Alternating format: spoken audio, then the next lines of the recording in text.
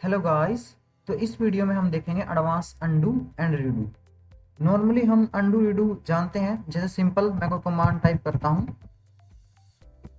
कोई एक और कमांड टाइप करता हूँ जैसे this। तो अगर मैं अब रीडू करता हूँ, सॉरी अंडू करता हूँ, कंट्रोल जेड, तो मेरा जो प्रीवियस स्टेप था उसी पे आ जाएगा। और इसके बाद अगर मैं अंडू करता हूँ, रीडू करता हूँ, कंट्रोल वाई, तो जो नेक्स्ट स्टेप था वो आ जाएगा। तो अभी तक हम यही जानते थे कि अंडू और रीडू दोनों डिपेंडेंट हैं। मीन्स अभी हमें देखा भी है कि अगर एक स्टेप पीछे जाऊंगा तो ही जो नेक्स्ट स्टेप है वही आगे आएगा, उसको बोलेंगे हम रीडू। जो हम एक स्टेप पीछे जाएंगे, जो काम कर चुके हैं, तो उसको बोलते हैं हम अंडू। लेकिन ऐसा नहीं है बिल्कुल भी, ठीक है। हम ये सोचते हैं कि दोनों एक दूसरे के ऊपर डिपेंडेंट है। अगर हम अंडू करेंगे तो भी हमारा रीडू जो वो एक्टिव होगा, बट ऐसा बिल्कुल नहीं, क्योंकि इन दोनों का स्टैक है जो वो सेम नहीं होता। जैसे हम देखते हैं कि जो इनके स्टेप ये दो प्रकार के होते हैं, एक कॉन्टिन्यूस, एक डिस्क्रीट। डिस्क्रीट स्टेप जैसे 1 2 3 4 5 6 स्टेप एक्शन एक्शन लेना, तो वो स्टोर होता है हमारे पास इनके स्टैक में। अब यहाँ पर दो कॉन्टिन्यूस, जो हमारे पास कॉन्टिन्यूस स्टेप है, कॉन्टिन्यूस स्टेप हम देखेंगे एडवांस में आगे रीडू में कि कॉन्टिन्यूस स्टेप कौन सी स्टेप इनके स्टैक में स्टोर नहीं होता। ओके, तो और ये हमें ध्यान रखना है कि इनके स्टैक में स्टोर कौन से होते हैं, डिस्क्रीट स्टेप ही स्टोर होते हैं। जैसे डिस्क्रीट स्टेप मीन्स अब जैसे मैं क्या करता हूँ, यहाँ पर एंटर करता हूँ, यहाँ से आके एंटर करता हूँ, तो ये मेरा क्या था, नेक्स्ट स्टेप था, एक्शन ही था।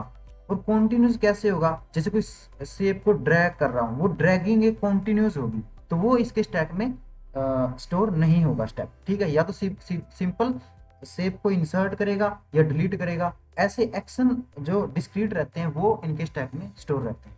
ओके, तो अब नॉर्मली आपको तो पता चल ही गया है, तो अब हम एडवांस सीखते हैं। एडवांस कैसे, मैं क्या करता हूँ, इस डॉक्यूमेंट को क्लोज करता हूँ पहले, जैसे मैंने क्या किया, कंट्रोल डब्ल्यू क्लोज कर दिया ये, ठीक है। ये आप शुरू से भी कर सकते हो वापस ओपन करके। अब मैं क्या करता हूँ, इसको एक न्यू डॉक्यूमेंट ले आता हूँ, कंट्रोल एन, तो एक न्यू डॉक्यूमेंट ले आया। अब हम स्टार्ट करते हैं एडवांस अंडू एंड रीडू। अब हमने देखा कि मेरे डॉक्यूमेंट का नाम क्या है, डॉक्यूमेंट 2।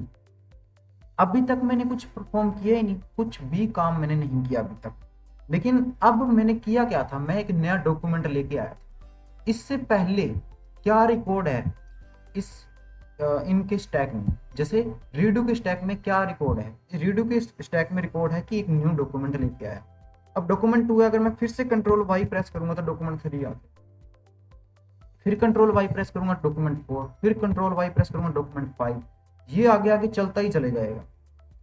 इट मीन्स इनके स्टैक में क्या होता है, ये प्रीवियस स्टेप को रिकॉर्ड करता है, तो अंडू करने की जरूरत नहीं होती रीडू को चलने के लिए।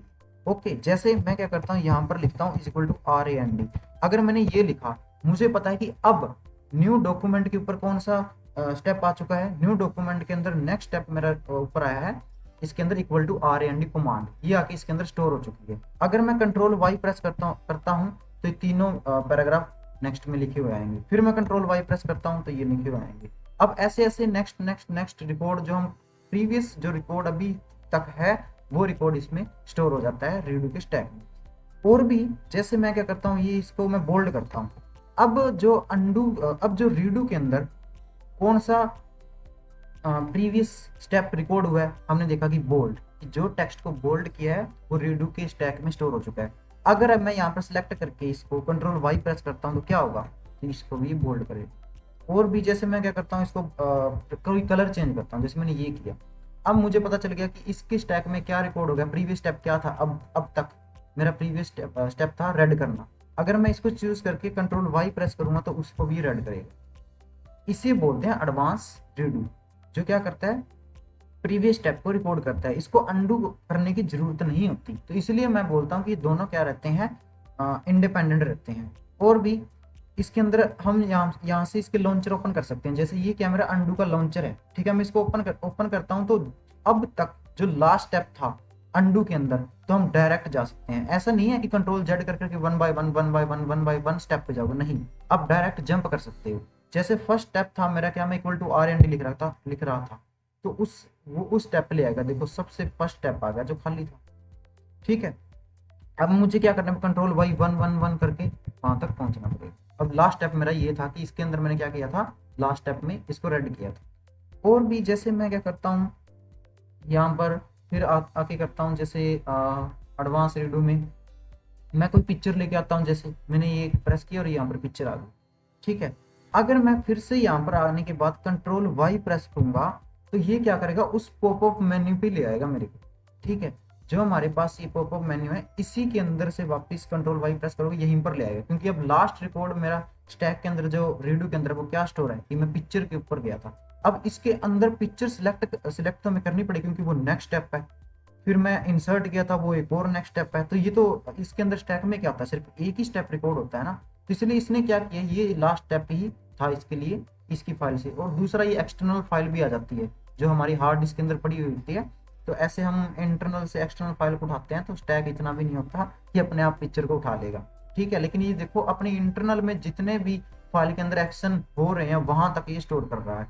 अब इसके इंटरनल में हमने देखा कि इंसर्ट पिक्चर इसका इंटरनल ही तो है, एक पार्ट ही तो है। तो इस टूल पे मैंने क्लिक की तो किया था लेकिन तो ये वहीं ले आया, ठीक है। इतना फास्ट होता है हमारा एडवांस वीडियो, हमें इतने एफर्ट करने की जरूरत नहीं होती। जैसे मैं क्या करता हूँ, यहाँ पर कुछ लिख रहा हूँ और देखो जैसे मैंने क्या किया, यहाँ पर ये मैंने चैनल का नाम लिखा, ओके ये लिखा। अगर मैं क्या करूंगा, यहाँ पर आने के बाद फिर से कंट्रोल वाई प्रेस करूंगा तो ये लिखता हुआ चला जाएगा। ये लो कुछ भी लिखोगे आप जस्ट कंट्रोल वाई करो, वो नेक्स्ट स्टेप में वैसा का वैसा ही लिखा हुआ आएगा कुछ भी। अब जैसे फिर आता हूँ, जैसे मैंने क्या किया, इंसर्ट पिक्चर का देखा, जैसे मैं सेप को इंसर्ट करता हूँ, यहाँ पर आया, यहाँ पर आने के बाद मैंने ये सेप को इंसर्ट कर दिया। अगर मैं क्या करूंगा, अब क्या करूंगा, कंट्रोल वाई प्रेस करूंगा तो क्या होगा, नेक्स्ट सेप आ गई मेरे पास। फिर मैं कंट्रोल वाई करूंगा नेक्स्ट स्टेप, क्योंकि मैं सेप लेके आया था अभी जस्ट, ओके। अब मैं एक ये डिस्क्रीट का था, ये एक्शन था। अब मैं क्या करता हूँ, इस स्टेप को उठा के मैं यहाँ रखता हूँ, यहाँ, ओके। अब क्या मैं अगर कंट्रोल वाई प्रेस करूंगा क्या होगा, कुछ नहीं होगा, क्योंकि ये ड्रैगिंग थी। ये ड्रैगिंग क्या होती है, कॉन्टिन्यूस होती है, तो ये इसके स्टैक में स्टोर नहीं रहता। ये हमें ध्यान रखना, ठीक है। हमें चेक करना हो कि लास्ट स्टेप भी क्या था, कंट्रोल वाई लास्ट स्टेप हमारे पास क्या था, सेप को इंसर्ट करना था। लेकिन अब ड्रैगिंग आ चुका है, जो ड्रैगिंग इसको रहता नहीं इसके अंदर, रीडू के स्टैक में स्टोर नहीं रहता, तो इसलिए ये फेल हो जाता है। अब फिर क्या करता हूँ मैं, जैसे और दिखाता हूँ, जैसे न्यू पेज पे आते हैं हम, मैंने कंट्रोल एंटर किया, यहाँ पर आए, इसको मैं डिलीट करता हूँ। अगर मैं क्या करता हूँ, इसको डिलीट भी करता हूँ तो वो भी इसके स्टेप में रिकॉर्ड है। मैं फिर से बता देता हूँ, जैसे मैंने इनको सिलेक्ट किया, कंट्रोल वाई प्रेस किया, ये लो डिलीट, क्लियर।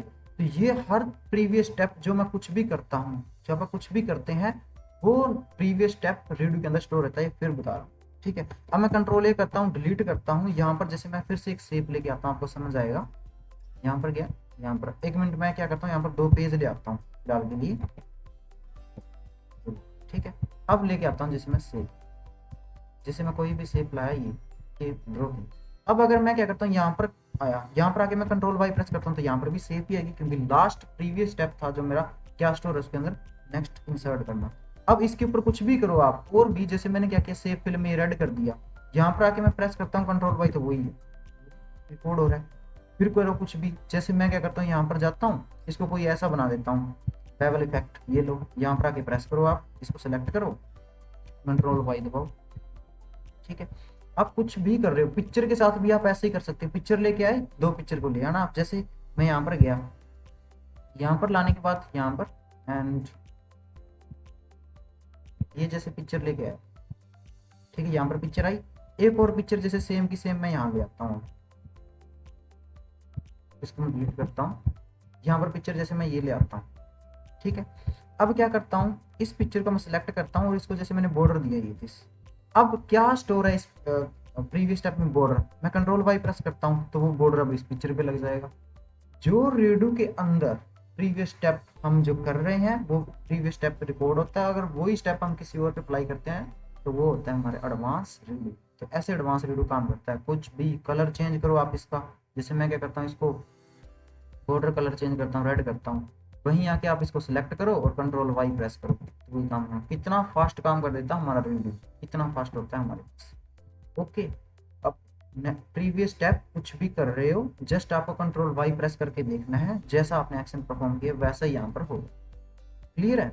अब और भी जैसे हमने देखा कि यहाँ पर सिर्फ लॉन्चर किसका ओपन हो रहा है, अंडू का, लेकिन यहाँ पर रीडू का लॉन्चर ओपन नहीं हो रहा। अगर हमें वो देखना है तो हम एक्सेल में देख सकते हैं इजीली। अब यहाँ पर देखो, यहाँ पर अंडू के कितने स्टेप, अगर हम सीधा जाना हो, जैसे इस स्टेप पे जाना हो 3D पे, इस स्टेप पे जाना हो, इस हम डायरेक्ट जा सकते हैं, क्लियर। जैसे मुझे क्या करना, 3D पे जाना है, ये लो, 3D मतलब मैं अप्लाई कर रहा था उस समय, तो यहाँ पर लास्ट स्टेप में रही आगे। ऐसे अंडू मुझे 1 बाय 1 करके जाना पड़ेगा, लेकिन उसके अंदर एक्सेल के अंदर जाओगे तो एक्सेल के अंदर इसका भी लॉन्चर मिलेगा, ठीक है। तो ये एडवांस होता है कि हम डायरेक्ट जंप कर सकते हैं। ये टाइपिंग में कुछ टाइप कर रहा था, यहाँ पर देखो लवली रहा बार बार टाइप कर रहा था, तो यहाँ पर ये टाइपिंग लिया है, ठीक है। Type type type type type ये चल रहा था, तो यहाँ पर ये लिया है, ओके। तो इस प्रकार हम यहाँ पर डायरेक्ट जंप कर सकते हैं अंडू रीडू में। तो रीडू आपको अच्छा समझ में आया वो यहाँ पर। और भी जैसे मैं एक्सेल के अंदर जाता हूँ, ठीक है, जैसे एक्सेल ओपन किया, यहाँ पर आते हैं, यहाँ पर भी ऐसा ही होगा। यहाँ पर जैसे मैं क्या करता हूँ, कुछ टाइप करता हूँ, ये लो, ठीक है। अब मैं जैसे यहाँ पर क्या करता हूँ, इसको करता हूँ बोल्ड, और इसको मैं ये करता हूँ, मैंने अभी लास्ट स्टेप मैंने क्या की, कलर की है। बोल्ड करने के बाद फिर मैंने उसको क्या किया था, कलर चेंज किया। तो लास्ट स्टेप मैंने क्या कलर चेंज, अगर मैं यहाँ पर कंट्रोल वाई करता हूँ तो इसको कलर चेंज करेगा, रेड करेगा।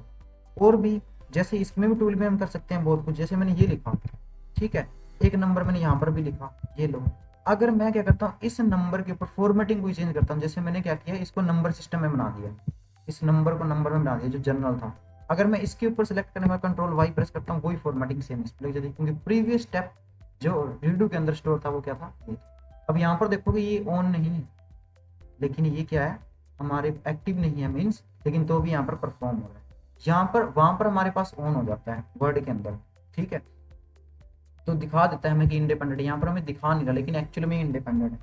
यहाँ पर हमें इस दोनों के लिए यूज बताएगा। जैसे मैं कोई कंट्रोल जेड करता हूँ, ठीक है, अब देखो ये रीडू ओपन हो गया, और यहाँ पर लॉन्चर भी, लास्ट स्टेप आपका क्या था वहां तक ले जाएगा, क्लियर। तो ये था हमारे पास अंडू और रीडू जो एडवांस। तो आज के लिए इतना ही फिलहाल, थैंक यू।